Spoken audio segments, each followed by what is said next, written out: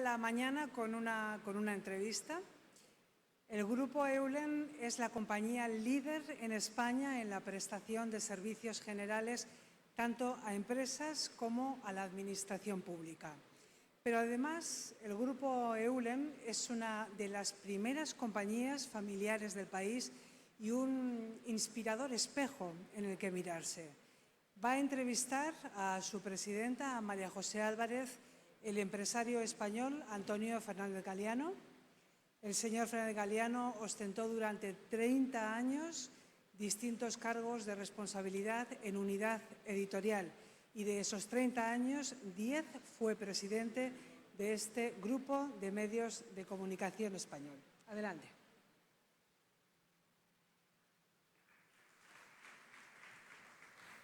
Hemos dicho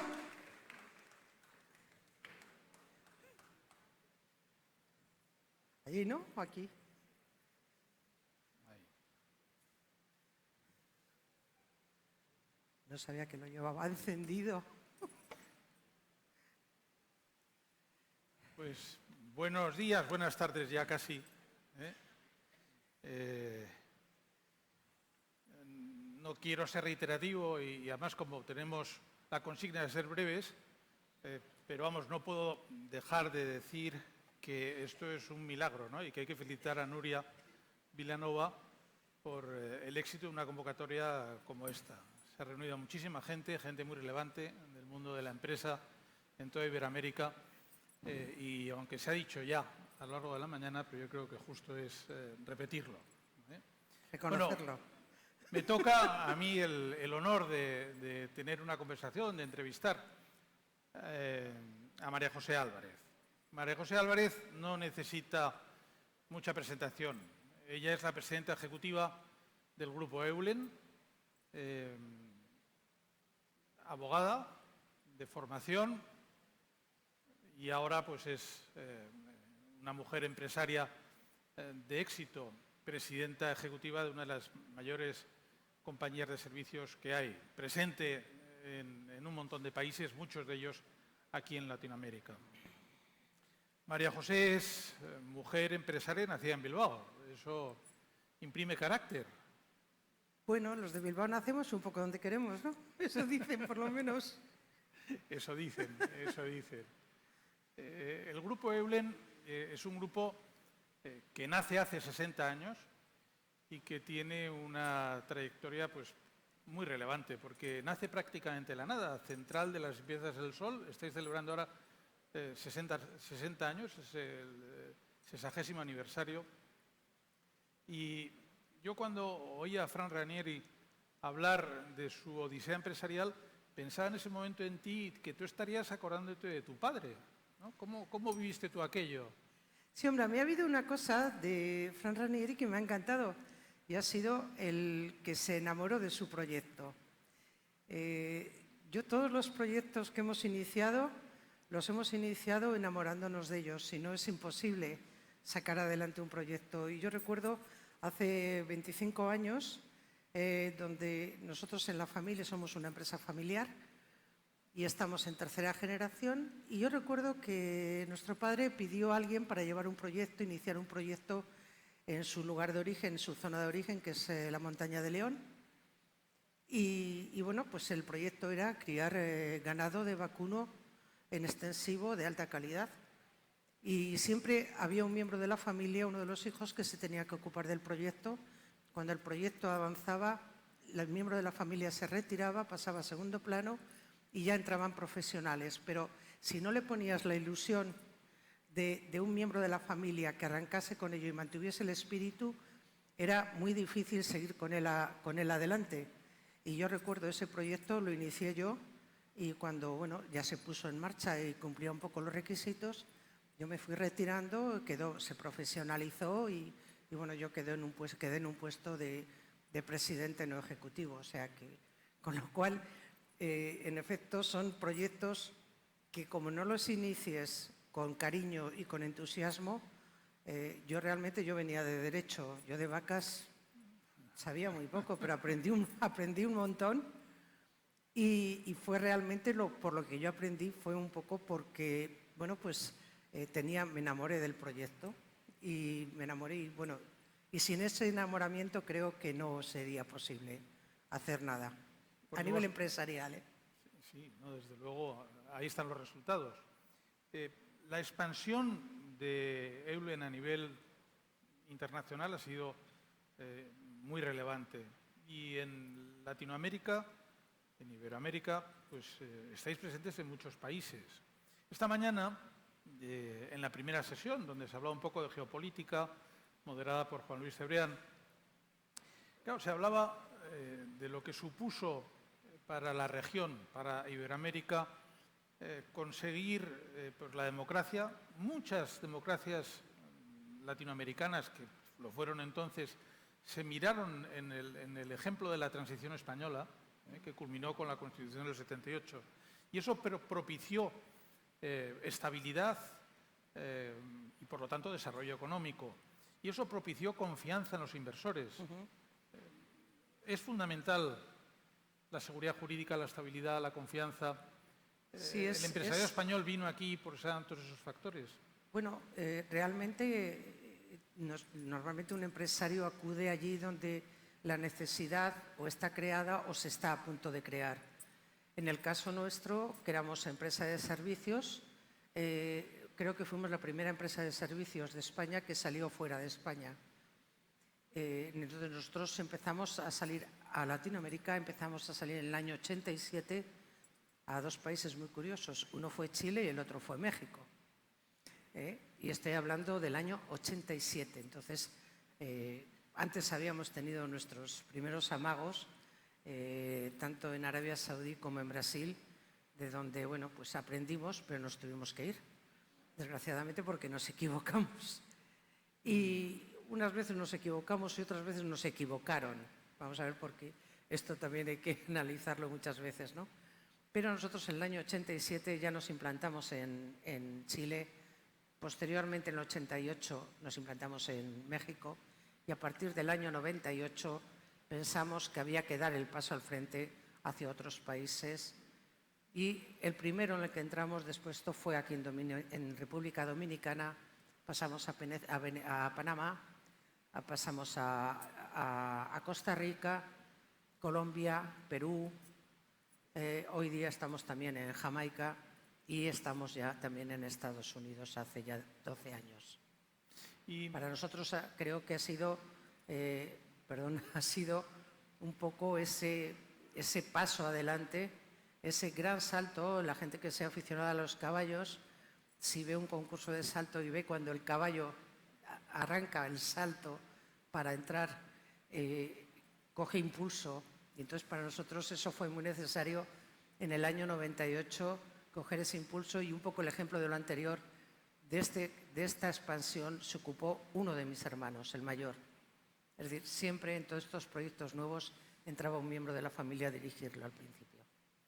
Se daban las condiciones objetivas, sí. Había un caldo de cultivo que permitía la inversión en Latinoamérica. España se ocupaba de Latinoamérica, siguiendo un poco la estela provocadora de Juan Luis Cebrián. ¿Tú crees que hoy España sigue pensando en Iberoamérica como pensaba hace 30, 40 años? Bueno, y diría más, ¿tú crees que Europa deberá plantearse que gran parte de sus problemas pueden estar en hacer seguro? Yo siempre he pensado que Latinoamérica era un destino final de todos los europeos o de casi todos los europeos y precisamente España debía de ser un puente que sirviese para adentrarse en estos países. Creo que es una gran salida, son unos países que tienen algo que en este momento estamos teniendo dificultades, puede ser cierto tipo de materias primas, puede ser ciertos tipos de cultivos, de producciones, etcétera, donde yo creo que sería un buen punto no para empezar, sino para continuar trabajando con ellos.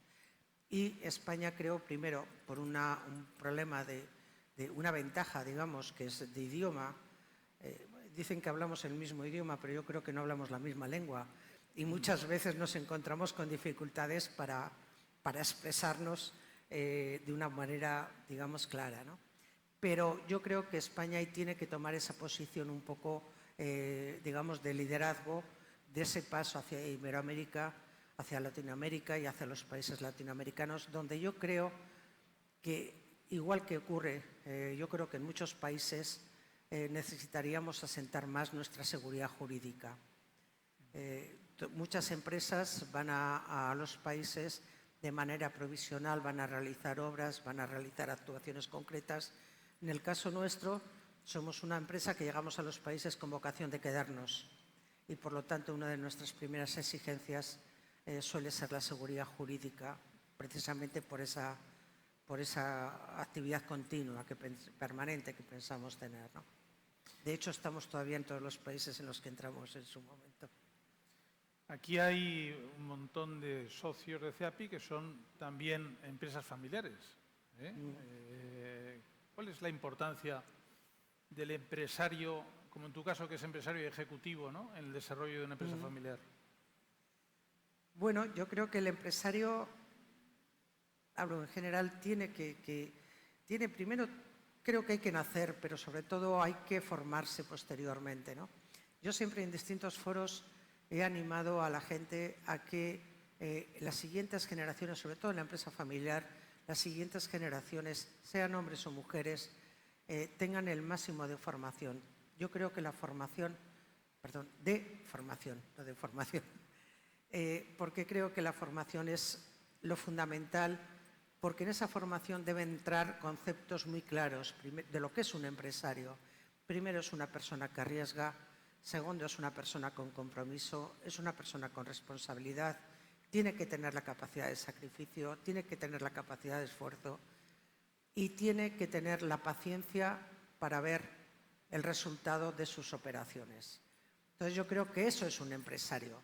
Y a partir de aquí, lo único que puedo decir en cuanto hablando de seguridad jurídica y de otras situaciones que se están produciendo en muchos países, es que yo pediría a las autoridades, si aquí hay alguna autoridad pública, que no nos traten ni bien ni mal, que nos dejen en paz, que nos dejen trabajar, que creo que es fundamental para los empresarios. Sabemos perfectamente qué es lo que tenemos entre manos, sabemos cuál es nuestra responsabilidad y, como decía Frank Reinieri antes, estamos enamorados de nuestros proyectos y no los vamos a hacer fracasar.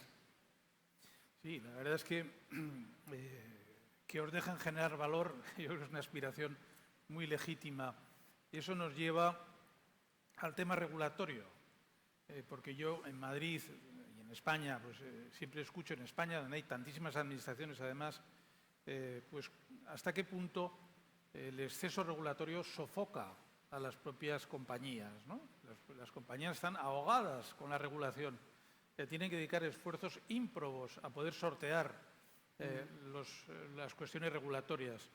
¿Notas una gran diferencia entre la presión regulatoria de España y la presión regulatoria de los países iberoamericanos? Tú que estás en tantos sitios, y de Estados Unidos, donde estáis también. Realmente lo que estamos viviendo es, por lo menos por parte nuestra, es que los países donde estamos están sufriendo un proceso muy similar al nuestro en cuanto a amplitud regulatoria. Es decir, tenemos tal cantidad de cortapisas en los países para constituir sociedades, para hacer cualquier documentación, cualquier trámite, que realmente muchas veces te acaban desanimando. Y hay mucha gente que yo comprendo que si no tiene la estructura suficiente para pelear con esto, se puede acabar, digamos que desinflando. Y lamentablemente creo que los países donde estamos nosotros, por lo menos, se está creando una dinámica muy similar a la nuestra. Tenemos una capacidad regulatoria impresionante, ¿no? Sí. El otro día daban los datos, de la cantidad, la cantidad de hojas de boletín oficial del Estado que se publicaban con regulaciones. En España, el año 2019, daban una cantidad de 1.200.000 páginas de regulación de distintos aspectos, Pero es que este año estamos en el año pasado estamos en una cifra de casi 1.400.000. Es decir, no hay quien dijera eso, no hay quien lo dijera. Como para enterarse, ¿no?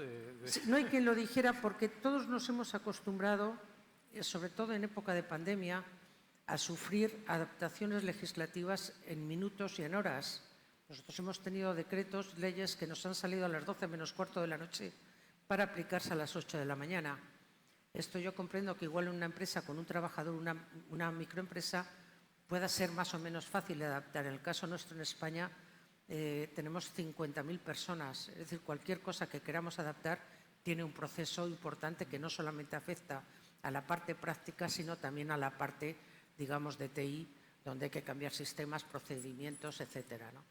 Eso nadie es capaz de verlo, porque la capacidad que tenían para emitir decretos, leyes y demás legislación ha sido impresionante. Y en el resto de los países también hemos tenido una problemática muy similar. Portugal quizás ha sido el país más prudente en esta generación de legislación durante el periodo de la pandemia. Es decir, que con menos regulación seguro se genera más valor. Seguro que sí.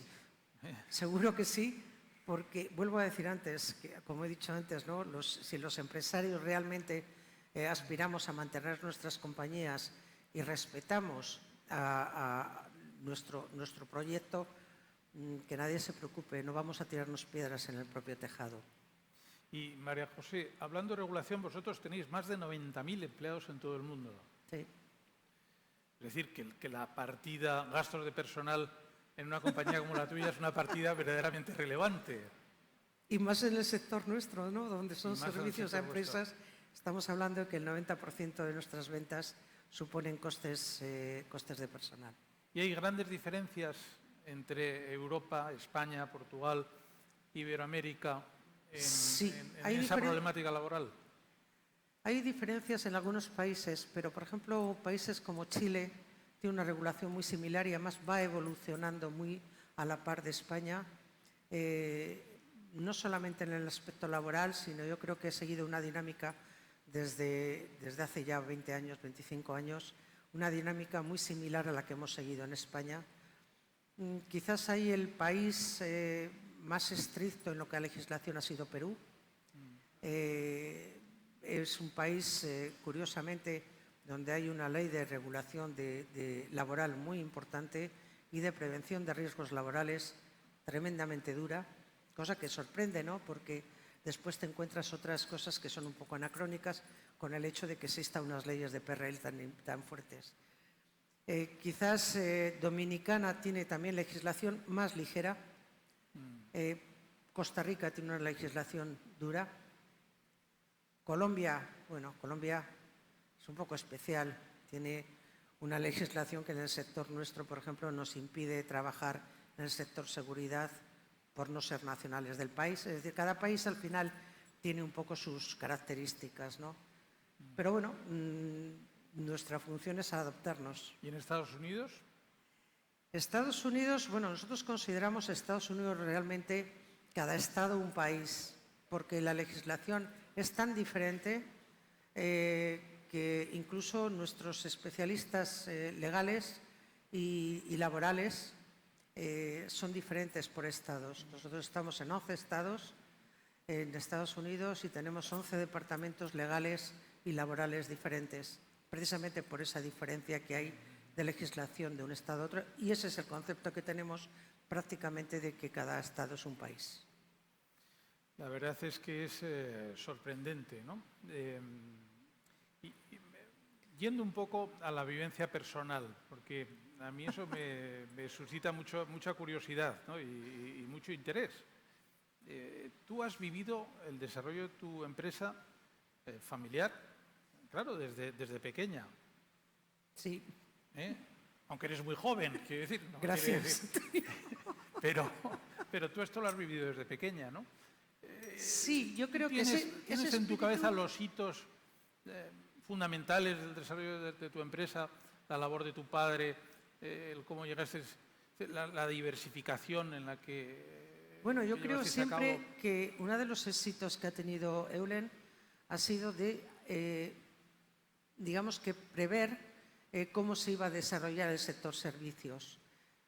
Nosotros teníamos trabajo temporal, lo más parecido a trabajo temporal, 8 años antes de salir la legislación sobre trabajo temporal. Sois pioneros de verdad. Ahora todo el mundo habla de responsabilidad social corporativa y todos parece que se nos llena la boca con la responsabilidad social corporativa. Nosotros en el año 73 trabajábamos ya con colectivos excluidos, trabajábamos en incorporación social. Trabajamos, curiosamente, con nosotros se incorporó gente que estaba en la cárcel en régimen de tercer grado y durante el día trabajaban con nosotros y por la noche volvían a la cárcel. Estoy hablando del año 73. Claro, y nos dicen, no, es que vosotros no sabéis venderos. Digo, no es que no sepamos venderlo, es que para nosotros no es nuevo. Esto es algo que ya lo hacíamos.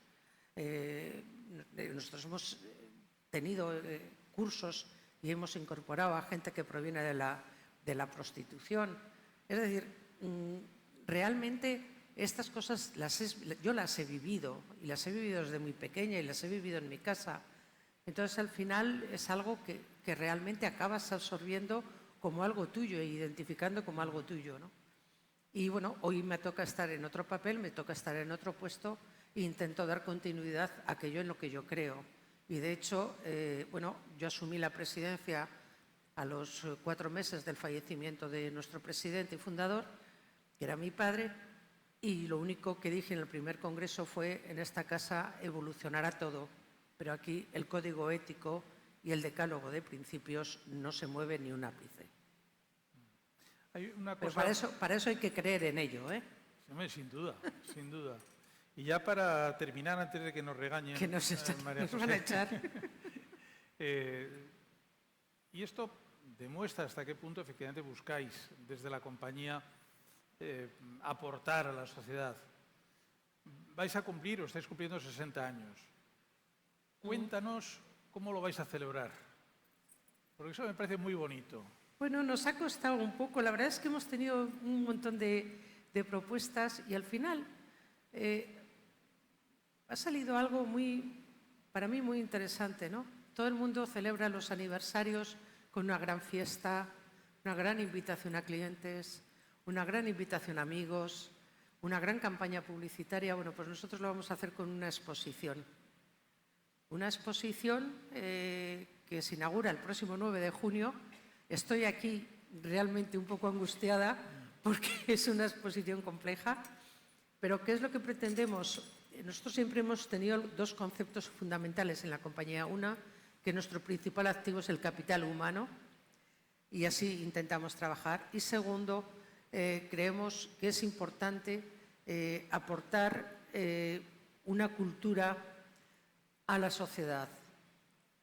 ¿Qué es lo que hemos optado? Bueno, pues por hacerlo corto, porque nos van a echar y a mí no me han echado todavía nunca en ningún sitio, ha sido hacer una exposición que se titulará Hijas del Nilo, Mujer y Sociedad en el Antiguo Egipto. Esta es una exposición que va a durar 6 meses, totalmente privada. No hemos tenido ayudas, pero es que más tampoco lo hemos querido porque hemos querido que fuese algo muy, muy interno. Vienen prácticamente 300 piezas de distintos museos del mundo.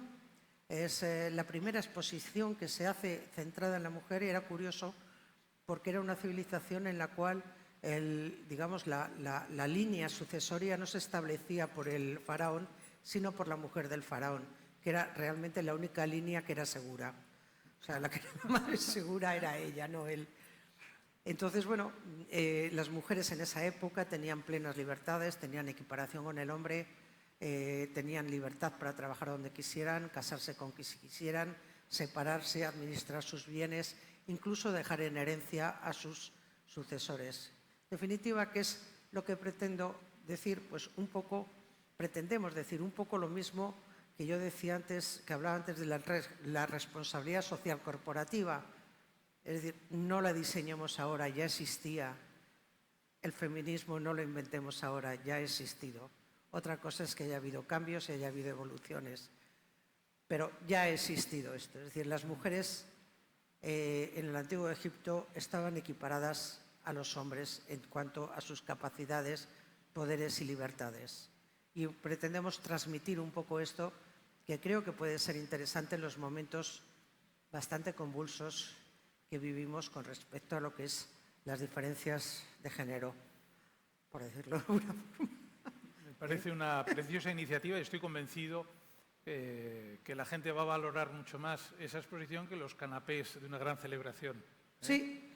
Y me he acordado, mientras hablabas, que efectivamente el legislador del siglo XIX en España ya recoge ese principio de los egipcios, porque en el Código Civil regula la determinación de la filiación en la mujer por el hecho biológico del parto y en el caso del padre por presunción. Exactamente. Bueno, pues aquí ya pasaba eso, pero fíjate que estamos hablando de 2000 años antes de Cristo.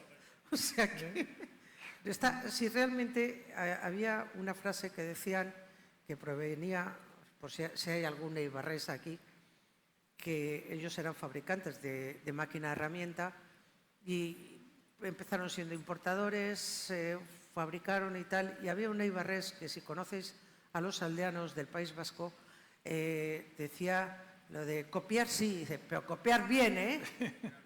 Esto es lo mismo y yo invito a todos a que copiemos, pero copiemos bien. Muy bien, María José, pues un placer, como siempre, interesantísimo y muchísimas gracias. Gracias.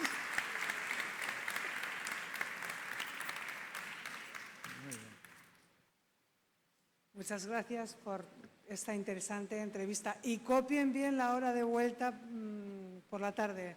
Estaremos a las 3:15 para hablar de